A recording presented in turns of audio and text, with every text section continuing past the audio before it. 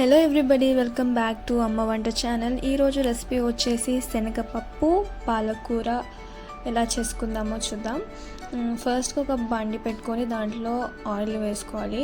Oil వేసుకున్న తర్వాత oil heat అయినాక దాంట్లో ఫస్ట్ మనం పోపు వేసుకుంటాము.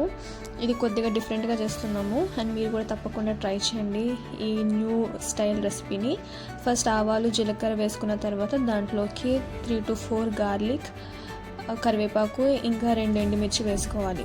ఇది బాగా వేయించుకున్న తర్వాత వెల్లుల్లి బాగా వేగిన తర్వాత దీంట్లోకి మనం పొడవుగా కట్ చేసుకున్న ఒక ఆనియన్ వేసుకోవాలి.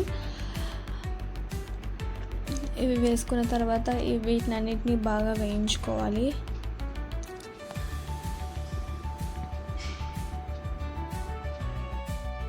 ఆనియన్స్లో కొద్దిగా సాల్ట్ కూడా యాడ్ చేసుకొని మనం బాగా వేయించుకోవాలి. అండ్ కొద్దిగా పసుపు కూడా వేసుకొని ఒకసారి మళ్ళీ బాగా వేయించుకోండి.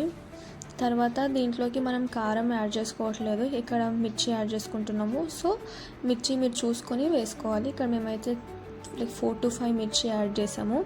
మిర్చి కూడా వేసుకున్న తర్వాత మనం టమాటా ముక్కలను వేసుకోవాలి.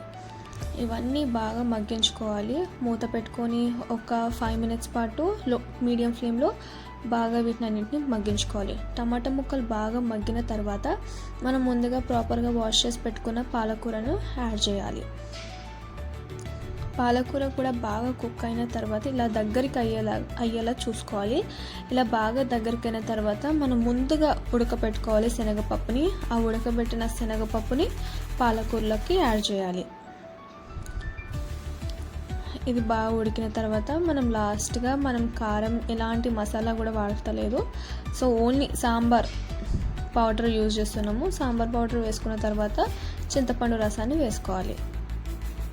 ఇవన్నీ యాడ్ చేసుకున్న తర్వాత మీడియం ఫ్లేమ్లో మళ్ళీ ఒక 5 to 7 minutes వరకు మీడియం ఫ్లేమ్లో బాగా మగ్గించుకోవాలి. అండ్ ఫైనల్లీ కొరియాండర్తో గార్నిష్ చేసుకోవడమే. ఈ రెసిపీ అయితే చాలా టేస్టీగా వచ్చింది. మేము ఈరోజు ట్రై చేసాము అండ్ మీరు కూడా ఈ రెసిపీని తప్పకుండా ట్రై చేయండి. చాలా easy and quick style and unique స్టైల్లో ఉంది ఈ రెసిపీ. సో లైక్ చపాతీలోకైనా రైస్లోకైనా చాలా అంటే చాలా బాగుంటుంది.